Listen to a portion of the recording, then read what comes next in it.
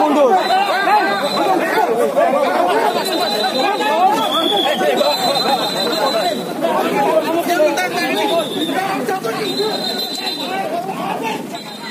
Tapi penertiban aset. Penertiban aset itu suatu kondisi di mana aset tersebut memang milik pemerintah dan dalam hal ini adalah milik pemerintah provinsi. Yang kemudian pengguna barangnya adalah di RSSK. Oleh karenanya, karena mendapatkan amanat, kemudian mandat penggunaan ya, karena sudah secara legal dan ada bukti yaitu sertifikat tanah dan itu diberikan BPN kalau tidak salah sertifikatnya tahun 2016. Jadi secara legal memang ini milik pemerintah provinsi. Proses penertiban kan memang karena ini amanatnya diberikan pada RSA maka akan difungsikan digunakan sesuai dengan regulasi. Jadi di sini adalah rumah dinas memang. Dan kami gunakan untuk rumah dinas direktur yang berikutnya. Maaf, yang saat ini bukan itu saat ini. Jadi ini ada rumah dinas yang lama dan sekarang ini ada rumah dinas yang Pak Enggar, di situ tadi ada perlawanan terhadap gugatan ke pengadilan itu gimana Pak menurut Bapak? Gugatan ini tidak terkait langsung ya, tidak ada hubungannya dengan pemilikan mengenai aset. Jadi gugatan itu kan gugatan bukan sengketa tanah, bukan sengketa lahan. Jadi lahannya tetap milik kami, kemudian secara sah kita akan gunakan untuk fungsi. Meskipun gugatannya adalah kepada kami semua, tapi gugatan itu tidak terkait dengan lahan dan tanah atau mengenai properti. Oleh karenanya ya kita gunakan sesuai dengan peruntukannya. Ya tentu saja ini namanya penertiban aset karena milik kami aset itu. Jadi harus ditertibkan. Oke, Pak Enggar, itu mau dijelaskan kembali Pak Enggar untuk terkait dengan rumah ini apakah dari pemiliknya memiliki hutang atau memang ini asetnya dari rumah sakit itu sendiri? Bukti otentik kan memang dari BPS.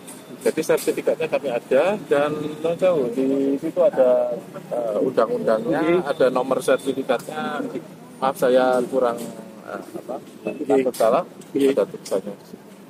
Dan rupanya sertifikatnya sudah split dan memang dari BPN juga mengatakan bahwa ya memang ini milik pemerintah.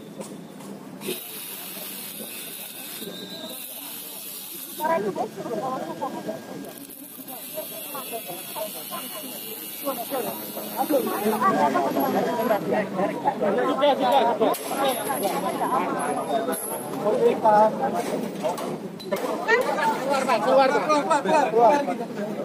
Mundur. Masuk. Ayo masuk. Tukang. Masuk.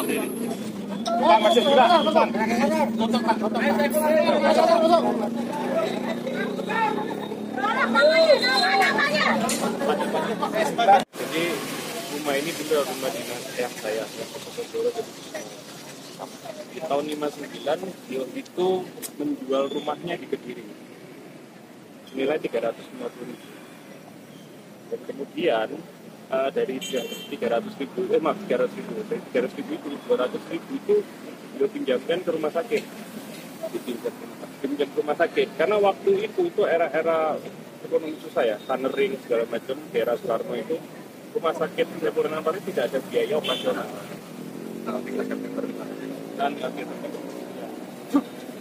Nah, uang 300.000 itu dulu tuh rumah beliau yang jual. Terus dipinjamkan 200.000 ke rumah sakit, hingga beliau meninggal pun hingga saat ini pun belum dikembalikan. Nah, sebelum waktu beliau menjabat, beliau sudah meminta untuk, karena saya sudah menjual rumah, apakah saya boleh untuk membeli rumah ini dengan mencicil? Tapi belum ada jawaban.